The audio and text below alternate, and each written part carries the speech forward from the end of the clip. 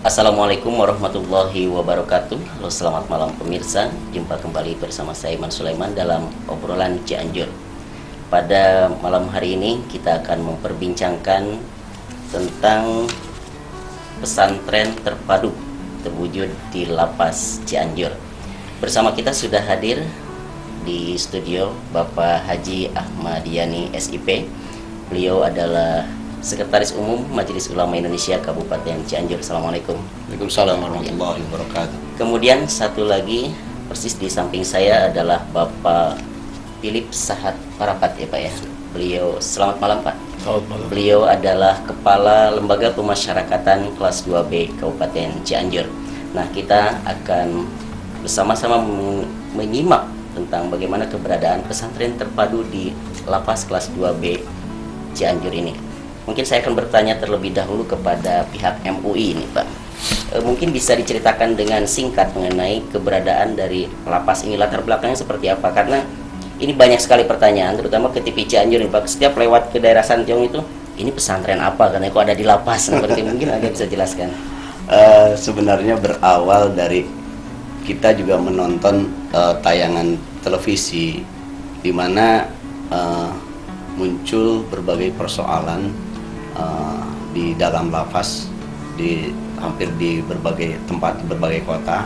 Jadi terlepas dari berbagai kebaikannya, tapi juga ada hal-hal yang tentu memerlukan perhatian masyarakat, khususnya di Cianjur ini, terutama para ulama, terkait adanya lapas yang dijadikan juga tempat penyebaran narkotika dan sebagainya. Maka akhirnya MUI berpikir, jangan-jangan ada kewajiban MUI juga yang belum tertunaikan terkait dengan pembinaan bagi warga khususnya yang ada di lapas. Mulai dari saat itu kami mencoba menurunkan petugas untuk melakukan observasi di sana, melakukan pendekatan untuk mengetahui situasi dan kondisi yang ada di sana seperti apa. Dan hasil dari investigasi itu kemudian yang kami tugaskan pada waktu itu adalah Kiai Haji Muhtar Gojali, yang sekarang beliau sebagai pimpinan Pondok Pesantren At-Taubah di lapas tersebut. Sehingga beliau mengatakan bahwa ternyata banyak hal yang perlu mendapatkan sentuhan-sentuhan khususnya dari Majelis Ulama Indonesia Kabupaten Cianjur. Berangkat dari sana, maka kami pun melaporkan hal tersebut kepada Ketua Umum MUI. Kemudian kami mendatangi bersilaturahim kepada Bapak Kepala Lapas. Ternyata di sini gayung bersambut. Kepala Lapas punya program, kita juga punya keinginan seperti itu. Akhirnya ya tidak susah untuk mewujudkan itu. Karena sudah sepakat akhirnya dalam waktu yang relatif singkat kita menyepakati untuk melakukan pembinaan bersama secara intensif di dalam lapas tersebut.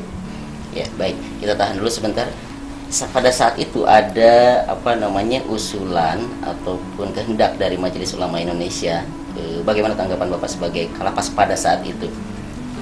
Ya, saya melihat respon sangat positif dari teman-teman dari Majelis Ulama Indonesia Kabupaten Cianjur, bahwa pembinaan bagi warga binaan ini tidak hanya melulu tugas kami, tapi merupakan bagian daripada kehidupan masyarakat, dan masyarakat punya tanggung jawab untuk kembalinya mereka ke masyarakat menjadi makhluk manusia yang berguna. Tentu kita bermulai dari akhlaknya. Saya gandeng bergayung sambut dengan Ketua MUI, kita coba untuk membuat satu rencana berawal dari kita membenahi manusianya dulu. Dari manusianya nanti kita juga berikan bekal sama mereka untuk kuat agamanya. Tentunya kita berikan juga mereka untuk life skillnya juga harus kuat. Bekal ini yang mereka akan bisa bawa nanti setelah mereka bebas keluar di masyarakat. Dan tentunya masyarakat sebagai penerima mereka itu kan tidak melihat mereka sebagai sosok yang harus dijauhi lagi. Tidak melihat sebagai manusia yang harus dibenci dan pernah melanggar hukum.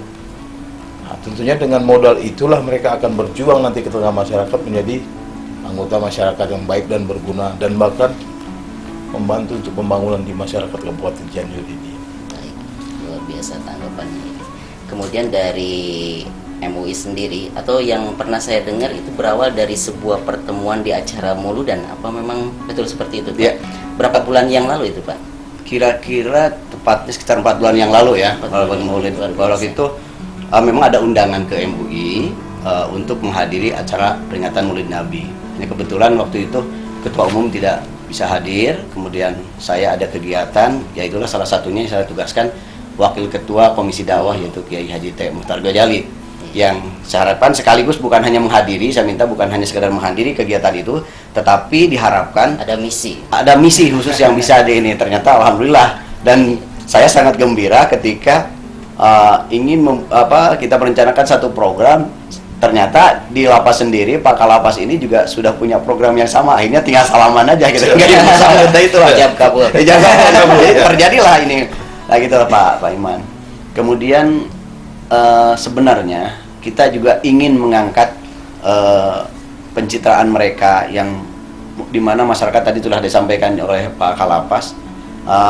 Rata-rata masyarakat mereka yang keluar dari lapas ini, katakanlah keluar dari penjara ini, umumnya mereka ini dikucilkan oleh masyarakat. Tetapi bagaimana kita ingin mengangkat harkat martabat mereka kembali? Karena kita keliru kalau kita mengatakan bahwa mereka itu adalah orang-orang jahat. Saya sangat tidak setuju dengan bahasa itu. Kalau ada memunculkan bahwa di sana adalah tempatnya orang-orang jahat, ini saya kira itu tidak bijak. Kalaupun mereka pernah melakukan kejahatan, iya, karena mungkin atas dasar hilaf dan sebagainya. Oleh karenanya kewajiban kita adalah bagaimana kita membantu mereka supaya mereka kembali ke jalan yang benar. Nah, setelah mereka keluar dari lapas ini, mentalnya, akhlaknya menjadi baik.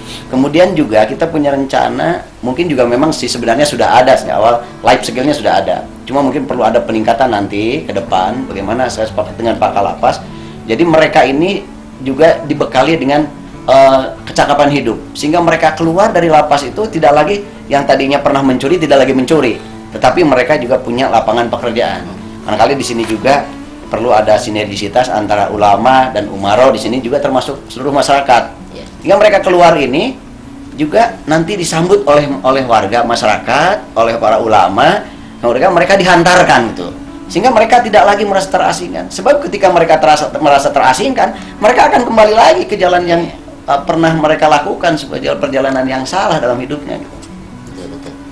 Pak Kalapas ini 4 bulan itu menurut kami atau menurut saya itu hal yang waktu yang cukup singkat. Bagaimana optimisme Anda dalam mewujudkan hal ini, atau memang Anda sebelumnya di daerah lain sudah mempraktekkan hal ini atau memang yang pertama, Pak? Pertama saya masuk Cianjur tuh ketemu gerbang marhaba. Iya. Jadi Terinspirasi dari situ, Pak ya? Iya. Masyarakatnya itu masyarakat santri. Bagaimana kita melihat kondisi empiris yang ada di lapas itu memang tidak, orang-orang tersingkir dalam kehidupan. Jadi mereka tidak punya kesempatan dan sebagainya. Nah tentunya kekurangan itu bisa berbagai hal. Mungkin tadi saya sebutkan akhlaknya, bisa juga dengan tidak punya keterampilan ataupun tidak punya kesempatan bekerja atau bersaing di masyarakat. Nah tentunya berawal dari kecakapan tentang diri pribadi dia secara humanisme manusianya itu, nah, dia akan berjuang mencoba. Nah kita bentuk lagi, kita berikan sentuhan-sentuhan sama mereka. Tentunya untuk baik saja sudah bagus. Kita bukan bicara benar dulu. Betul. Untuk baik saja sudah bagus, baru kita bicara kebenaran. Ketika dia sudah benar, sudah baik, tentunya tinggal mengarahkan mana arah jalan yang harus dia tempuh. Nah ini kehidupan di lapas ini miniaturnya satu tempat kota di mana kita berada. Nah tentunya berawal dari situ saya cocok program apa yang saya buat untuk masyarakat di sini. Tentu dengan pesantren ini memberikan pesan yang terbaik untuk mereka, karena tidak selamanya orang masuk dalam penjara itu merupakan suatu orang yang tersingkirkan dari kehidupan masyarakat. Dan bahkan harapan-harapan ke depan mereka bisa tampil sebagai anggota masyarakat pada umumnya dan mendapat kesempatan. Tentunya mereka ini akhlaknya bagus, sudah baik, nanti dia akan mencari untuk yang terbaik. Nah, saya melihat ini masyarakat Cianjur ini cocok dengan masyarakat yang santri tadi. Nah, kalau saya buat ini untuk santri di lapas ini sangat cocok. Dari sekian orang yang masuk di lapas itu tentunya mereka melihat kenapa saya harus masuk ke lapas? Apakah besok saya bebas harus masuk lapas lagi? Iya. Wah, ini kan sudah kesalahan total. Apa yang bisa kita perbuat untuk mereka? Ya tentunya saya menggandeng teman-teman dari MUI, dari pendidikan, dari dinas yang lain dan sebagainya. Bahkan dari PKMB kita undang juga. Dan bahkan Pak Dhani pun siap untuk membantu juga. Dia diberikan juga, Pak, siapa kita membantu untuk memberikan materi untuk pembelaan negara. Mangga, silakan Pak. Saya harap Siap. semua instansi pemerintah yang punya andil untuk peduli terhadap mereka-mereka yang terpenjara ini, ayo berikan kontribusi yang terbaik. Baik, Pak Philip, kita tahan dulu sebentar. Obrolan kita semakin menarik. Pemirsa, tetap di obrolan Cianjur, sesaat lagi akan kita lanjutkan.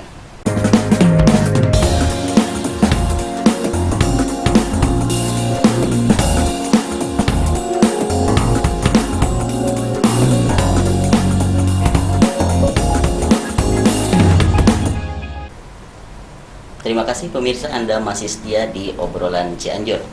Tema menarik ini akan terus kita gali bersama Sekretaris Umum MUI Kabupaten Cianjur dan Kepala Lembaga Pemasyarakatan kelas 2B Cianjur, Bapak Philip tentunya.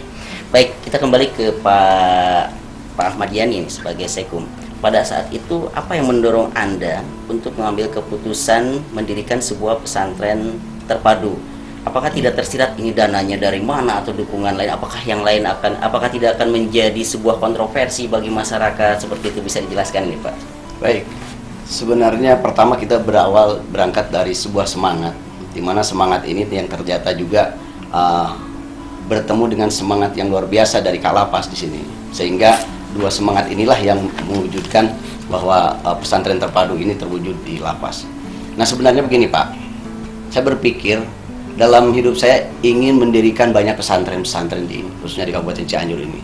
Tapi untuk mewujudkan satu pesantren saja tidak mudah. Nah, kita harus berpikir bagaimana kita membeli lahan, membeli tanah.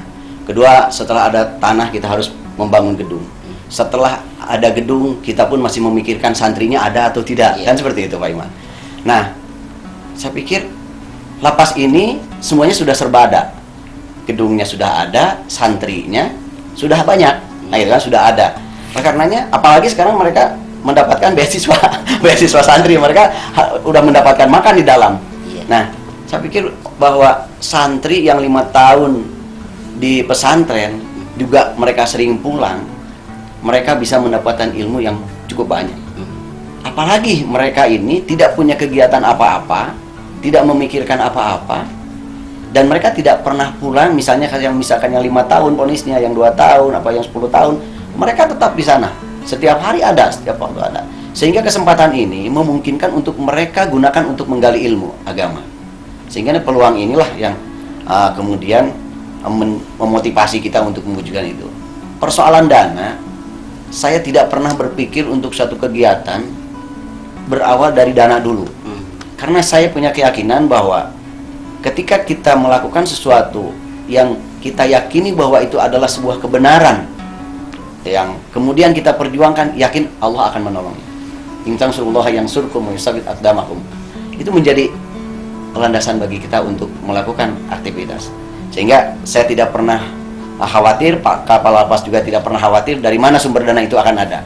Ternyata kan respon itu cukup baik. Dari pemerintah daerah juga merespon cukup baik, yang akhirnya pemerintah daerah siap untuk memberikan kontribusi. Kabarnya akan ditingkatkan lagi, Pak. Oh, insya Allah. Ternyata kan dengan cara seperti itu pemerintah daerah juga akan memberikan bantuan yang lebih besar untuk kegiatan-kegiatan pendidikan di lapas. Lantas kalau ormas atau organisasi yang terlibat di untuk kelancaran kegiatan di lapas ini mana saja, Pak? Dari unsur mana saja itu? Hampir seluruh ormas Islam, khususnya ormas Islam yang besar itu kita libatkan semuanya. Jadi dari mulai Nahdlatul Ulama, Versis, Muhammadiyah, Matlaul Anwar, Syarikat Islam, PUI, itu semua dilibatkan. Bahkan termasuk ada dari Hizbut Tahrir, kemudian dari FPI, itu IKADA, itu semua terlibat. Mereka ikut melakukan pembinaan di sana. Dan masih banyak ketika saya umumkan di Masjid Agung, siapa-siapa saja yang ingin ikut ambil bagian di dalam memberikan pembinaan terhadap masyarakat warga binaan di lapas itu. Alhamdulillah sampai hari ini itu yang namanya para asatid ini kan Banyak membludak kamar. sampai belum terberdayakan secara keseluruhan. Jadi baru 25 orang ya yang efektif bisa baru kita serap. Yang lainnya masih masuk daftar tunggu ini kan. Masih masuk daftar tunggu. Jadi Pak Lawas nggak usah khawatir bahwa para asatid kita ini, dan mereka siap untuk tidak dibayar, mereka tidak siap untuk tidak digaji gitu, insya Allah. Dan itu sudah buktikan. Itulah jihad sesungguhnya. Insya Allah seperti itu. Ternyata Pak Philip ini kiai juga nih kayaknya. Sudah satu Jihad akan luar jadi biasa. kiai insya Allah doakan. Saya sih hanya melihat dari segi birokrat Iya. bahwa mereka itu masyarakat yang harus dipedulikan. Dan mereka menjadi anggota masyarakat yang sementara waktu harus menjalani hukuman. Dan hukuman itu bukan merupakan siksaan, tapi hukuman itu merupakan suatu pembinaan. Iya. Kapan lagi kita mau membina? Dan juga prinsip kita ataupun tujuan daripada pemasyarakatan itu menjadikan suatu warga binaan ini menjadi makhluk sosial, makhluk Tuhannya, dan makhluk individu untuk menjalinkan hubungan yang harmonis lah dengan masyarakat. Dan dia akan menjadi anggota masyarakat yang berbaik dan berguna dan tidak melanggar hukum lagi. Betul. Diharapkan tidak melanggar hukum lagi, dan bahkan harus juga mereka berpartisipasi dalam pembangunan. Jadi mereka itu aset sebenarnya. Iya. Aset yang selama ini nggak pernah diolah, tidak pernah diasah. Nah, orang melihatnya ya lihat sudah napi sudah wah udah ngeri lah ini. Tapi sebenarnya mereka aset. Dan bahkan seperti tadi obrolan kita juga, tanpa kita sadari bahwa pendiri negara ini adalah mantan narapidana. Nah, begitu besar dahsyatnya. Iya. Siapa nggak ngerti Presiden Soekarno? Iya. Dia mantan narapidana yang berasal dari penjara. Nah, kenapa nggak kita olah dan kita berikan yang terbaik, sentuhkan mereka untuk yang baik. Dan saya yakin mereka masih punya hati untuk berbuat yang baik. Nah, ketika terwujudnya pesantren terpadu ini di lapas, Pak ya, ada reaksi dari teman-teman mungkin dari pengurus lapas atau reaksi seperti apa gitu? Kebanyakan positif. Kebanyakan positif. Kamu bisa ya? Siapa nggak bisa? Silakan, semua pun bisa. Yang penting coba. Kita coba, tadi betul Pak Yani bilang, bermula dari semangat. Kalau nggak ada semangat ini susah. Dari mana duitnya? Duit pasti, yang saya ingat Pak kakak dulu itu bilang kalau duit itu doa, Iya. usaha, ikhtiar dan takwa. Iya. Nah, disitulah. Jadi kalau orang bicara duit nanti tambah susah. Bagaimana kita berbuat sesuatu pasti ada jalannya. Dan itu direspon dengan Pak Bupati, direspon dengan Kapolres, dan semua jajaran semua merespon dengan baik karena mereka juga rindu ingin berbuat sesuatu kepada masyarakat ini yang baik. Dan saya yakin kalau semakin diolah dan semakin diolah, lembaga itu menjadi miniatur yang baik untuk satu kehidupan di kabupaten itu. Ngomong-ngomong nih Pak, santri Bapak itu jumlahnya berapa Pak sampai detik ini? Hari ini tercatat 849. 849. Waktu Bapak berharap semakin banyak atau semakin sedikit nih santri Bapak ini? Lapas cepat bangkrut Pak ya. Nggak ada santrinya. Akhirnya tahu Pak. harapan saya sih makin dengan kerjasama ini ditingkatkan semakin akan mengecil dan mengecil. Habis lah, nggak ada penghuninya lagi nanti. Ya pasti kejahatan pasti masih ada, tapi makin lama semakin diminimalisir lah. Makin sedikit. Ya pemirsa, obrolan kita semakin hangat saja. Ternyata kiai ini malah berharap santrinya tidak ada. Itu jarang sekali. Pemirsa tetap di obrolan Cianjur. Sesaat lagi akan kita lanjutkan. Tetap bersama Sekum MUI dan Kalapas Cianjur.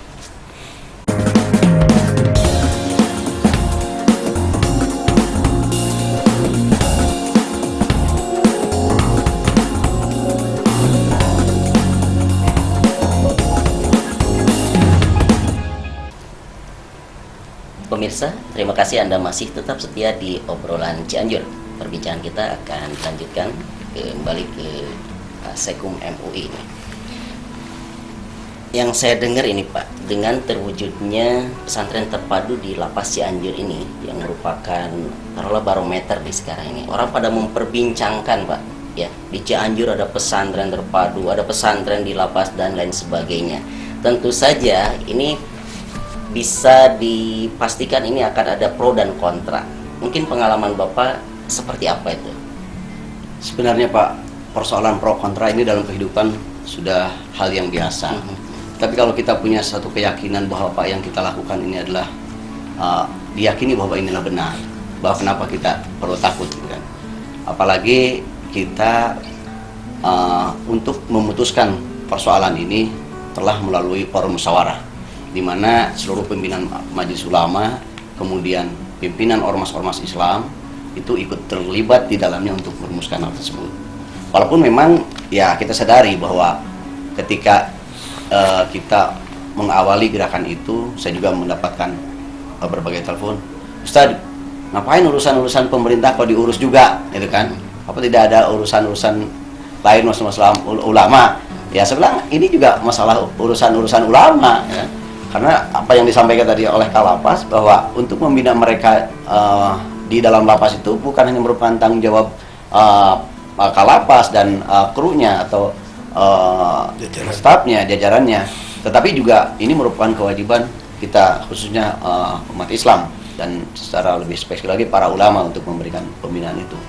Kemudian juga muncul ketidaksetujuan dengan adanya di situ dipampangkan nama pondok pesantren terpadu, dan ini pun tidak berangkat dari keinginan pribadi, karena MUI ini bukan Ahmadiyani pribadi, tetapi MUI ini adalah merupakan lembaga. Begitu juga lapas kan merupakan lembaga yang dimana itu terdiri dari sekumpulan orang-orang yang tentu di dalam memutuskan satu persoalan itu maka diawali dengan forum musyawarah, gitu. Sehingga disepakatilah bahwa itu terjadi. Itu tentunya sudah melalui kajian-kajian yang sangat mendalam untuk bisa diputuskan. Kita dalam hal ini ingin mengangkat harkat dan martabat mereka, image, penciptaan yang tadinya mereka ini merasa sudah terasingkan dan sebagainya, udah down mentalnya, kita bangkitkan kembali sehingga mereka harapkan lebih jauh mungkin mereka keluar dari lapas itu mereka bisa menjadi asatid, gitu kan, bisa jadi kiai, gitu kan. Tetapi ya lebih dekatnya, lebih senang bisa menjadi orang baik, gitu kata Pak Lapas tadi, menjadi orang baik saja, gitu kan. Nah ini yang terpenting Pak Iman barangkali. Ya, baik, terkait dengan rencana program-programnya apa ya? Bidang-bidang apa saja atau kegiatannya apa saja nih Pak di lapas ini Pak? Kegiatan-kegiatan yang sekarang berjalan ini memang kita berawal dari mengklasifikasi sehingga kemampuan dari masing-masing orang ini kan variatif di sana itu. Ada yang mereka wudhu pun belum bisa, ada yang belum bisa baca tulis Al-Quran, ada yang memang sudah bisa sampai kitab kuning pun mereka sudah mahir, sudah pintar. Ada kan? ya Pak ya? Maka itu diklasifikasikan, maka para asatidnya pun itu dibagi-bagi, dikelompokkan sehingga sekarang ini terjadi berapa kelompok ya?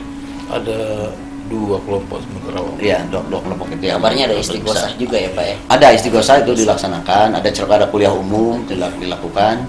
Kemudian harapan ke depan juga kami udah berbincang juga dengan Kiai Haji Raden Yahya Soleh, di mana mereka yang kira-kira seminggu lagi akan bebas, mereka juga akan dibawa untuk ikut jamaah tabligh, sehingga mereka merasa betah, nyaman dulu gitu mereka untuk berada di masjid, ya, sehingga untuk amalan-amalan itu belajar menjaga sholat 5 waktu di awal waktu itu juga bisa diterapkan kepada mereka.